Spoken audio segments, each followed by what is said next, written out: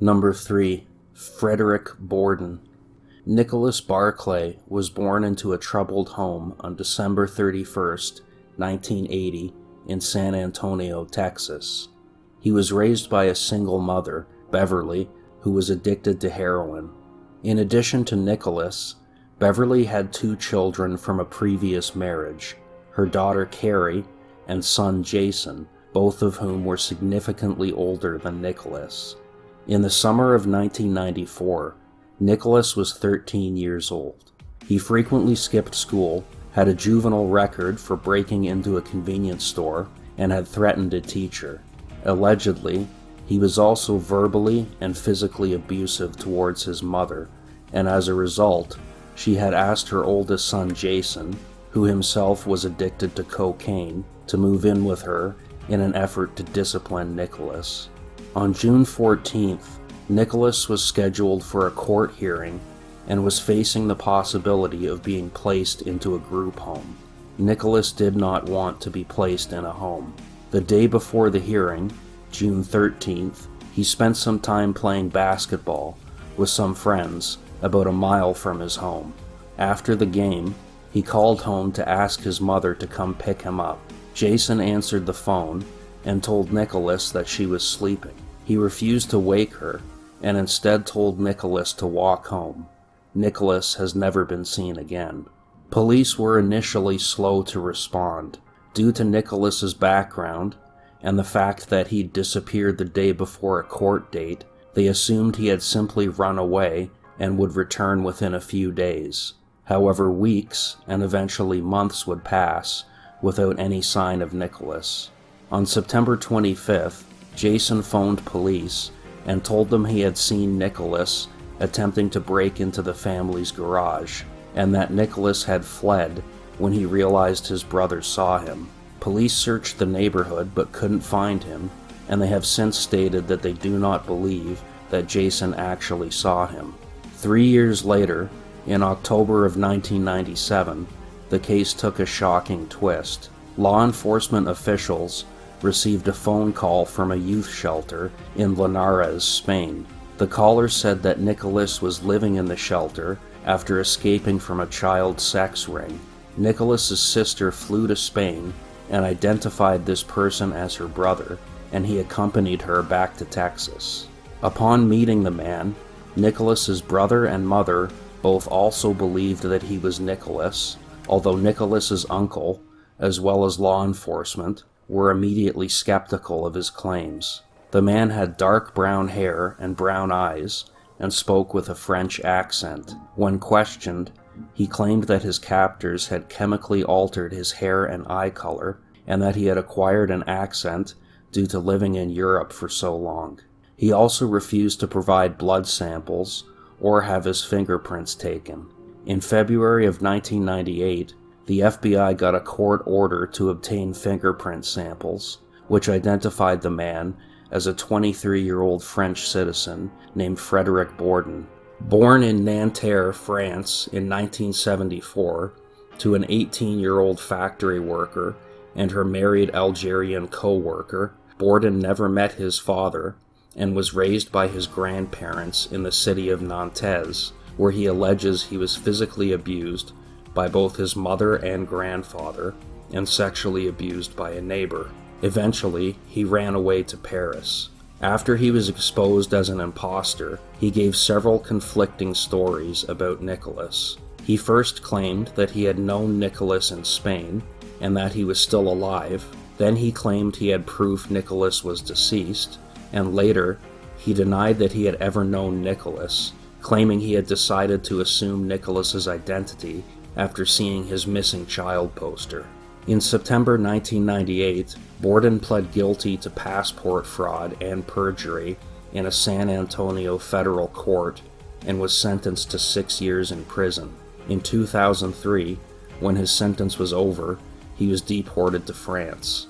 That same year, he assumed the identity of Leo Bali, a 14-year-old French boy who had been missing since 1996, but DNA testing proved that he was not Bali. In August of 2004, he traveled to Spain, where he claimed to be an adolescent named Ruben Sanchez Espinoza, whose mother had been killed in the Madrid bomb attacks. When the police found out his real identity, he was deported back to France.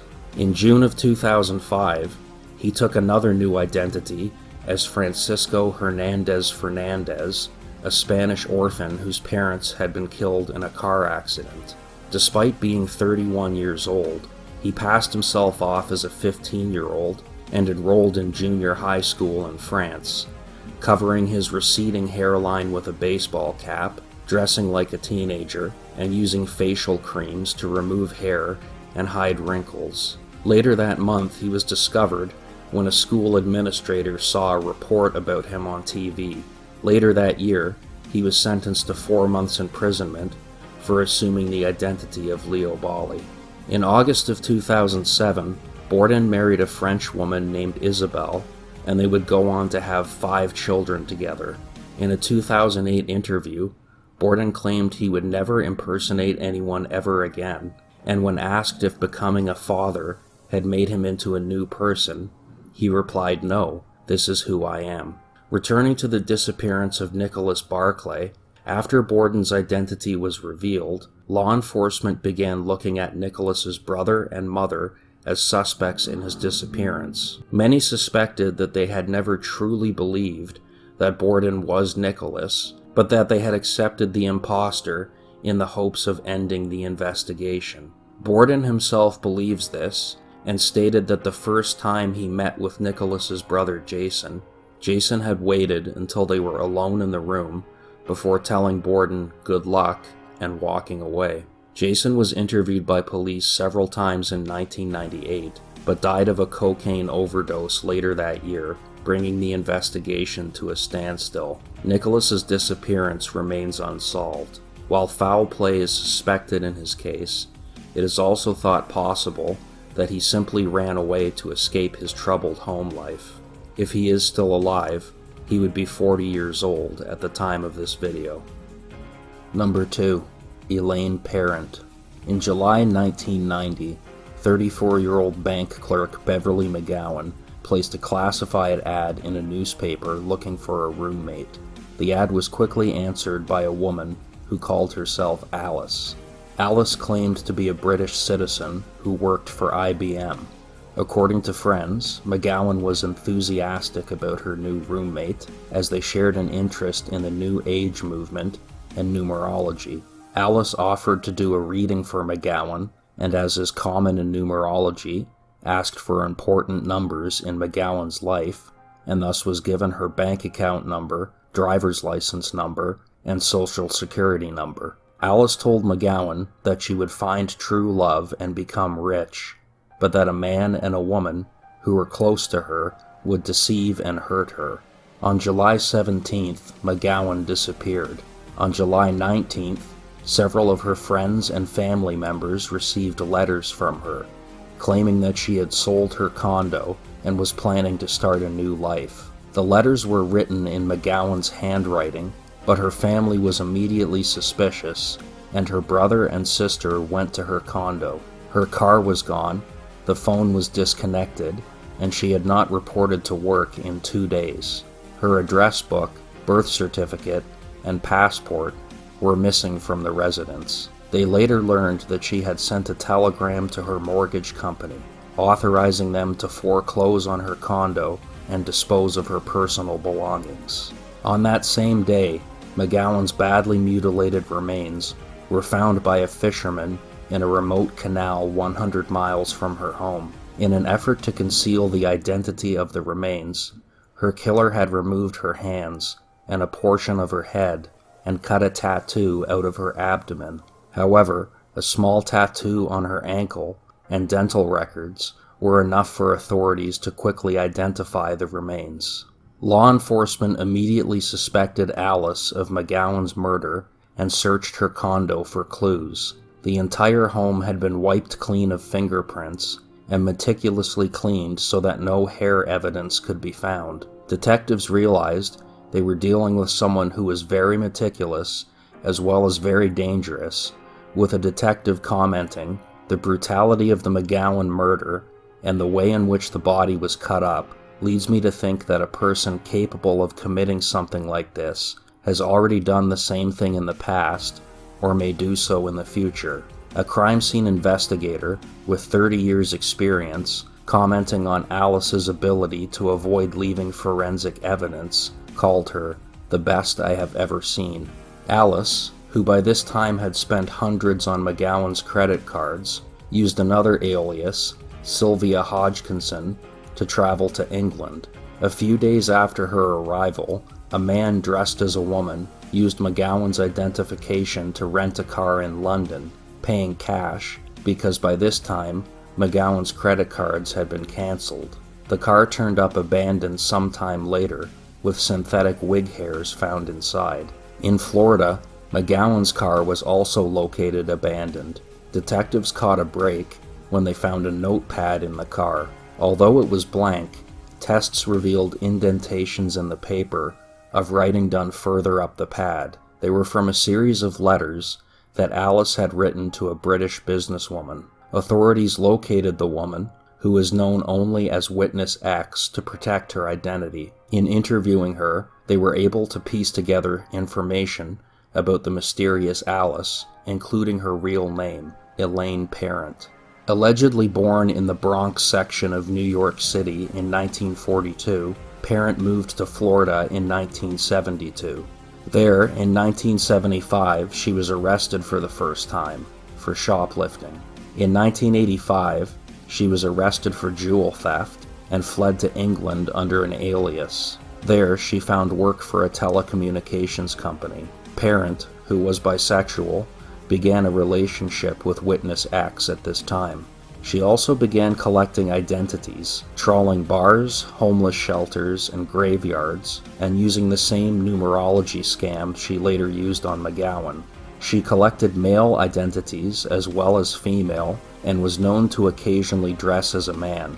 This led authorities to suspect that the man dressed as a woman, who had rented a car using McGowan's identity, was in fact Parent, in effect, disguising herself as a man, disguising himself as a woman. Shortly after her relationship with Witness X began, Parent befriended 39-year-old Sylvia Hodgkinson. Little is known about her, other than that she was born in South London, was the daughter of a truck driver, and married a dairy worker who died in 1985. It was Hodgkinson's identity that Parent used 5 years later to return to England after McGowan's murder. Hodgkinson disappeared at some point after 1985. She had no children and no surviving immediate family, and it appears that no missing persons report was ever filed for her. It is unknown what happened to her. For over a decade after McGowan's murder, Parent avoided capture, traveling back and forth between England and Florida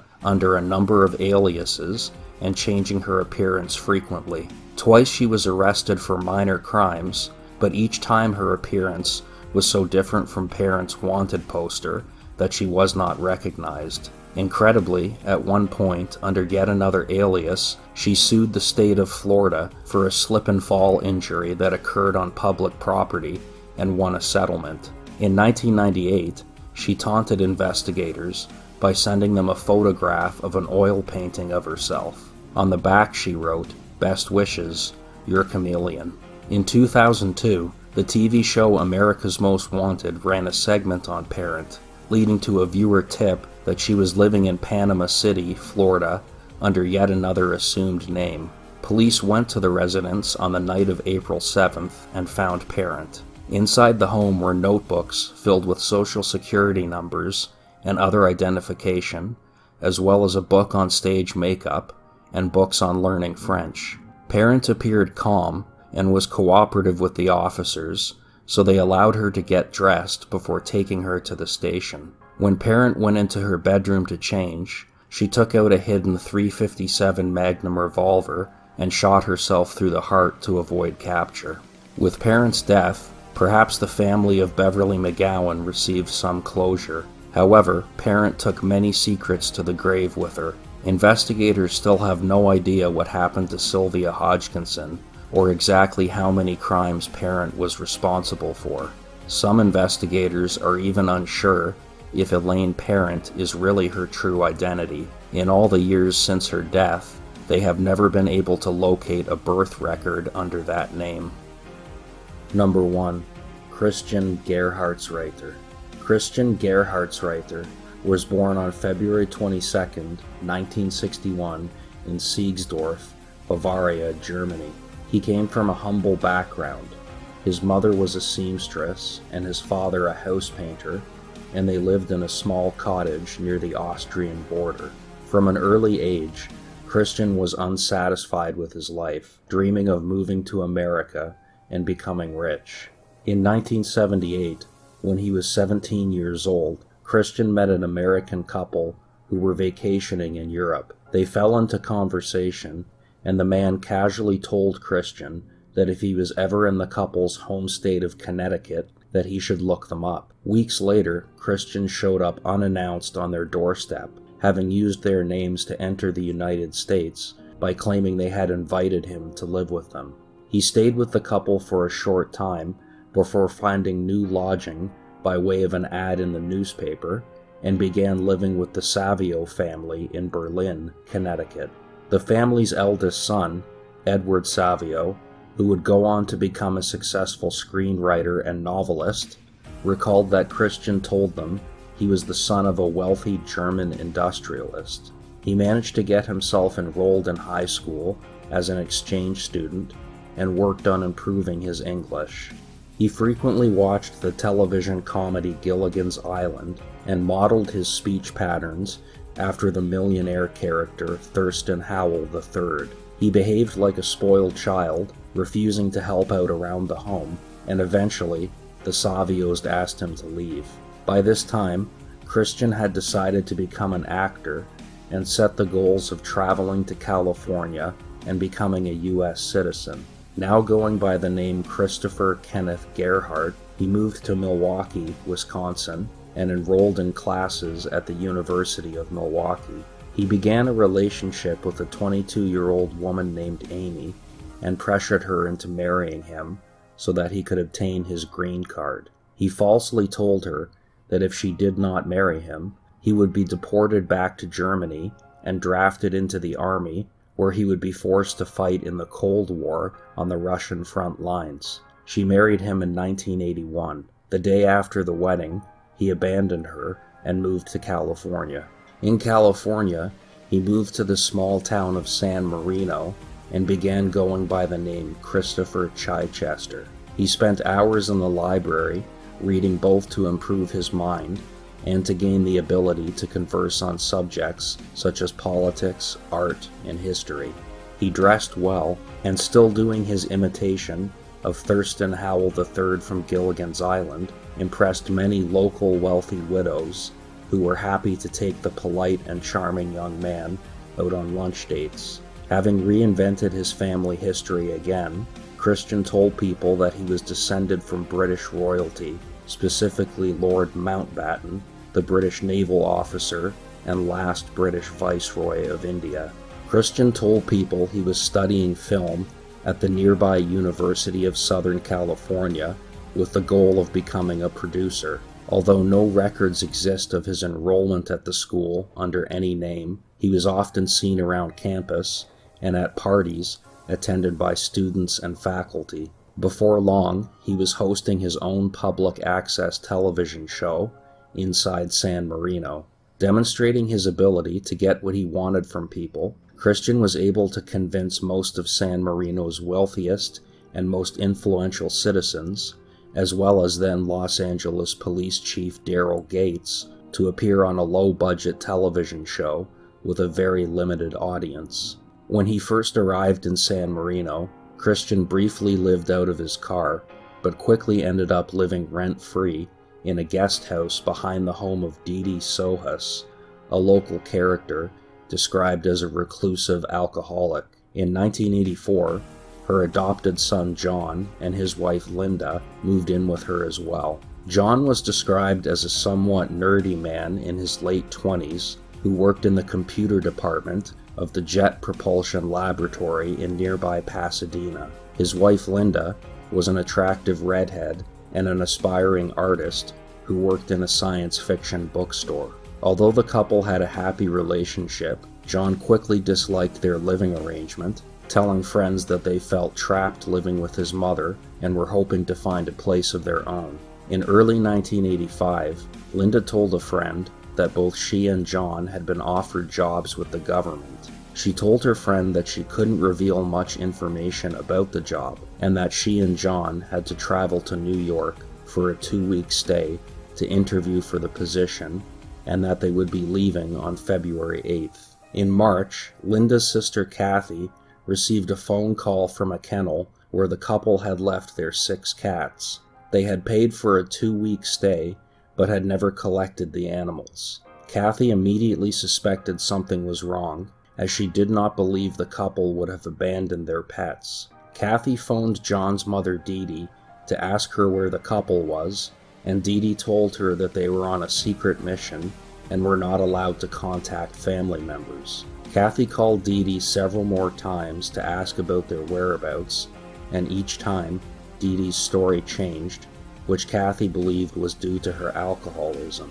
In April, Kathy filed a missing persons report. Police visited Dee Dee at her home, and she told them that John and Linda were on a secret mission.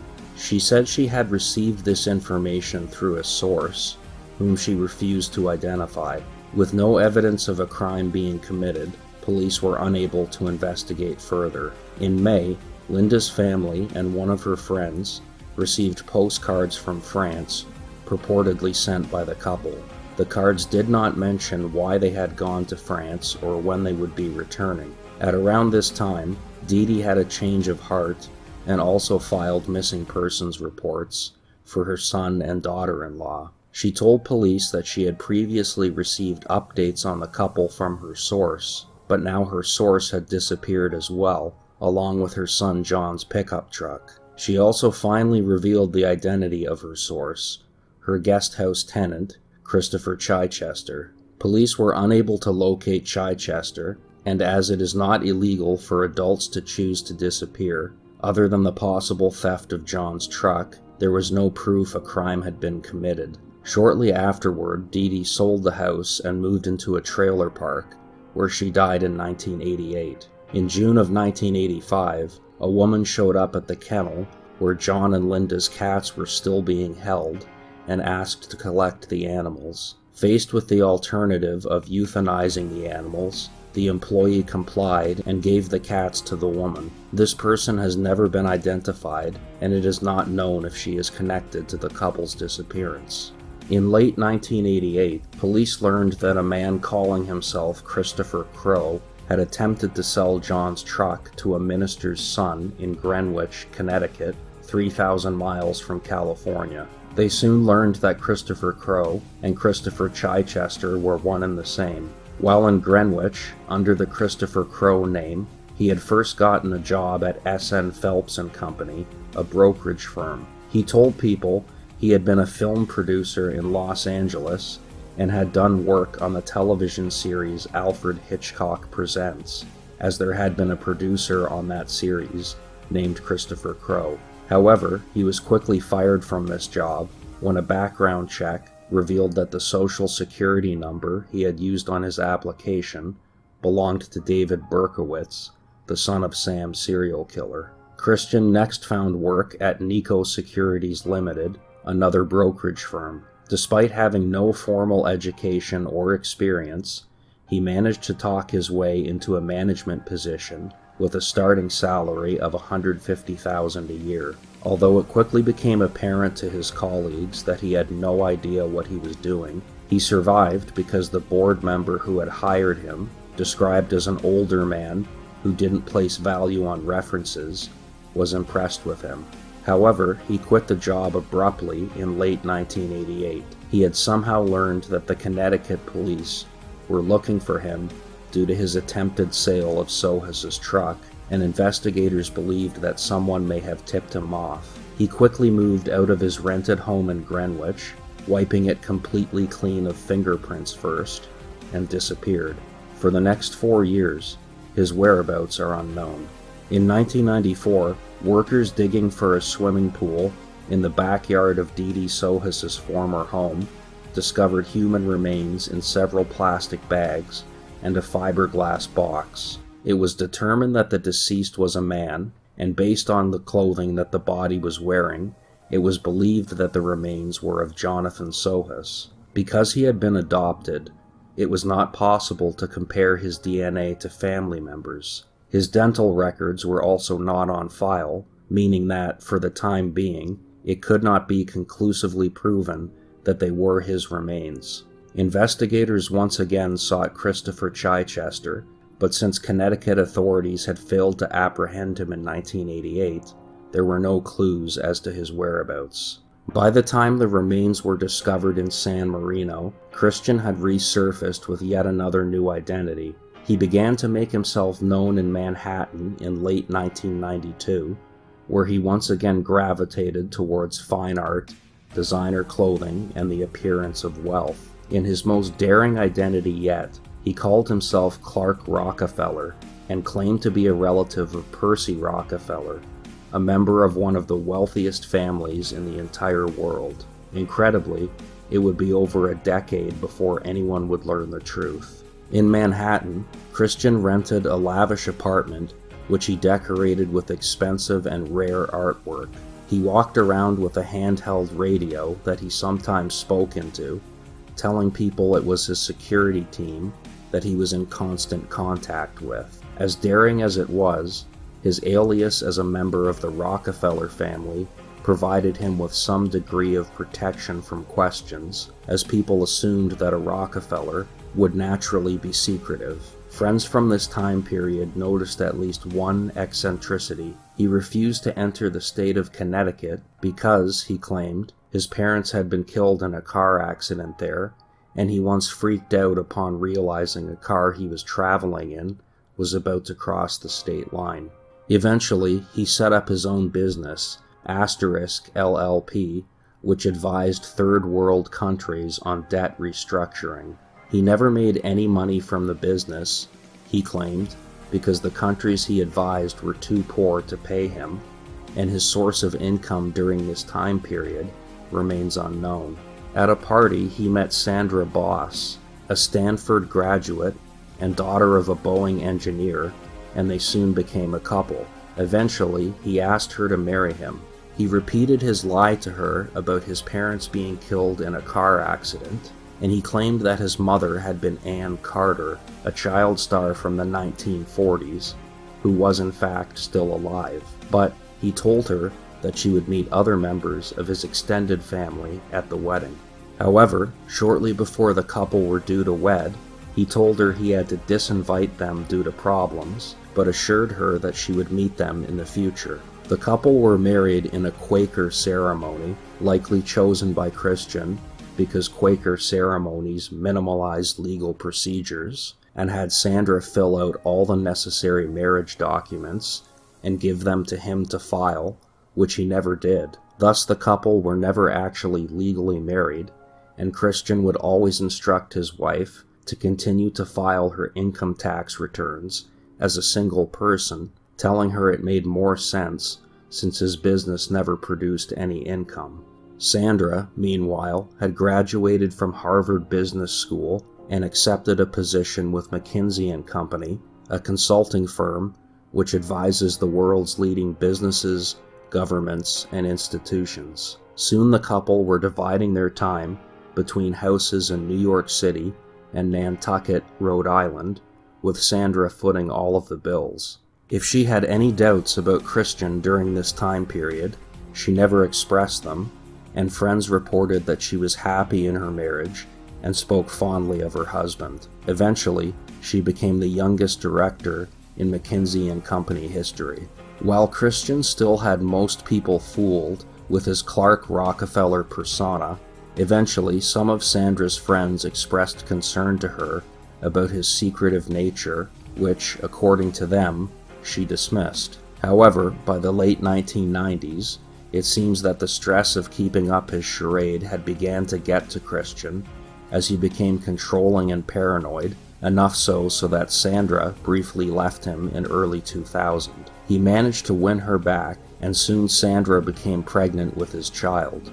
Shortly after that, he He convinced her to move with him from Manhattan to the small town of Cornish, New Hampshire. Sandra paid $750,000 for Doveridge, a historic home in Cornish, and Christian soon became a regular fixture around town, where he rode around on a Segway or was chauffeured around in an armored Cadillac. He hosted lavish parties at his home, where guests included astrophysicist Stephen Hawking and former German Chancellor Helmut Kohl. Despite his publicity, he was furious when a small printing press wanted to include photos of Doveridge in a book about famous homes in Cornish. He sent the publisher an email claiming that he worked for the U.S. Defense Department and thus it could not be publicly known where he lived.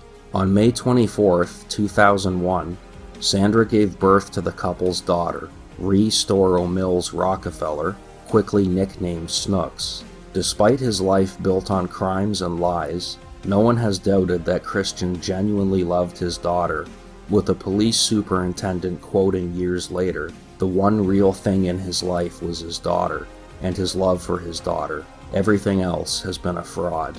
In 2006, Snooks turned 5 and was ready to enter kindergarten. Christian decided to enter her into a prestigious private school in Boston. Sandra paid $2.7 million for a townhouse in Boston, and the family moved there. While there, Christian was a stay-at-home dad, while Sandra worked to support the family. Every weekday morning, he would walk Snooks to her bus stop in front of Cheers, the Boston bar famous for being the inspiration for the sitcom of the same name, and then he would walk to a nearby Starbucks, where he would socialize and tell lies about his past, telling some people that he had sold a jet propulsion company he founded to Boeing for $1 billion. However, this same year, his relationship with his wife began to deteriorate, and eventually, she served him with divorce papers. His father-in-law, William Boss, learned through a simple Google search that Ann Carter, the former child star he had claimed was his mother and had been killed in a car crash, was still alive. Suspicious, Sandra hired a private detective who quickly verified that the man she knew as Clark Rockefeller was not a Rockefeller at all, although his true identity was not discovered at this time. Perhaps because shortly after this revelation, Christian accepted a divorce settlement of $800,000, which carried the stipulation of no due diligence, meaning his true identity would not be further investigated. In return, he gave up all parental rights. Snooks moved with her mother to London, England, and Christian would be limited to 3 court-supervised visits per year. Now living on his divorce settlement, he attempted to court a number of wealthy women. He continued his tradition of wild tales, telling them he had been the inspiration for the character Niles Crane from the TV show Frasier, that he was a single father headed to China to work as a nuclear physicist, that he was texting them while on board a submarine. Unlike before, people started to realize that his stories made no sense. His lifelong gift for convincing people that his outlandish tales were true was deserting him, likely due to his deteriorating mental state brought on by his love for the daughter that he could no longer see. It is likely that by this time, if not sooner, he was already planning to get his daughter back. On July 27th of 2008, Snooks visited Christian in Boston, accompanied by a court-appointed social worker. That morning, he took his daughter out for a walk, accompanied by the worker. As they approached an intersection, a black SUV limousine pulled up to the curb. Christian had earlier hired the car for $3,000, telling the driver that he and Snooks had a lunch date in Newport, Rhode Island with a senator's son, and that he might need the driver's help getting rid of a clingy friend who might try to get into the car with them. As Christian approached the car, he suddenly shoved the social worker away and sprinted to the back door.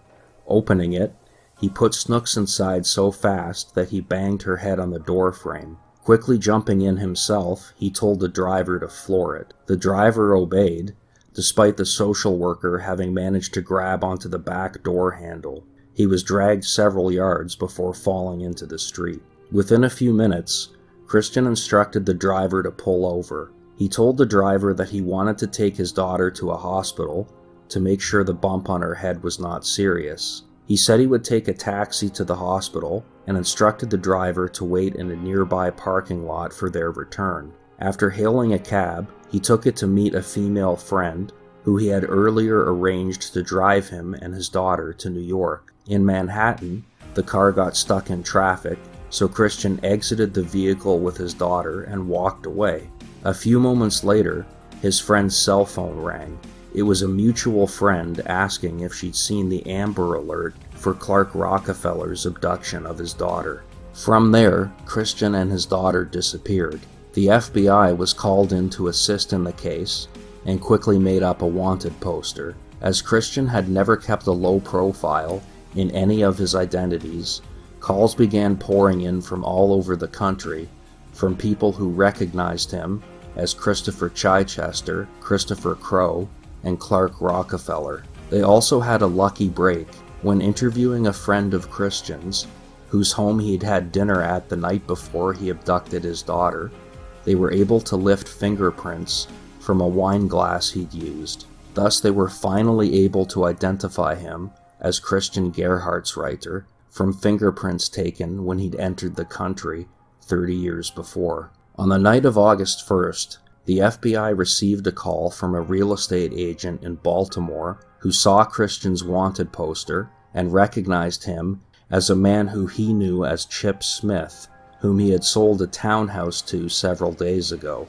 Smith told the man that he was a single parent and a ship's captain who was relocating from Chile. Investigators went to Baltimore and discovered that Christian had also purchased a boat, which was docked at a marina 2 blocks from his new home. They had the manager of the marina call him on his cell phone to tell him that the boat was taking on water. Christian said he'd be there right away, and as he left the house, 20 agents armed with assault rifles immediately placed him under arrest. Other agents entered the house and found his daughter unharmed inside. Christian was charged with custodial kidnapping and several assault charges relating to shoving the social worker and ordering the driver to speed away while the worker was hanging on to the car. The trial was conducted between May and June of 2009. Prior to the trial, Christian had been held without bail. The defense attempted an insanity defense, with several experts testifying that Christian suffered from delusional disorder and narcissistic personality disorder. An expert witness for the prosecution testified that he had diagnosed Christian with mixed personality disorder with narcissistic and antisocial traits, but said he believed that Christian knew right from wrong and noted that he had meticulously planned the abduction well in advance. On June 12, 2009, the jury convicted him of the kidnapping of his daughter, as well as 1 count of assault and battery with a dangerous weapon, for ordering his getaway driver to pull away while the daughter's social worker was hanging onto the car. The judge sentenced him to 4 to 5 years in state prison on the kidnapping count and 2 to 3 years on the assault charge to be served concurrently. In March of 2011, Los Angeles County prosecutors charged Christian with the murder of Jonathan Sohus. In the years since the discovery of the remains, investigators had managed to locate Sohus's birth family and verify his identity through DNA testing. The case went to trial in March of 2013. Christian maintained his innocence, claiming he believed that Linda Sohus had killed Jonathan and then disappeared. Linda's remains, to the time of this video, have never been found, and she remains listed as a missing person. Evidence in the case was largely circumstantial, but jurors were swayed by 2 plastic book bags found buried with Sohus's remains.